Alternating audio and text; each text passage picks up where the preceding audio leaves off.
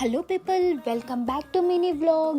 ఈరోజు మా అక్క వాళ్ళ తోటకైతే వచ్చేసా. ఇక్కడ ఏమేమి ఉన్నాయో మీకు చూపిస్తా, లెట్స్ గో. ఇది వచ్చి ఆరెంజ్ ఫ్రూట్, బత్తాయికాయి అని అంటాం.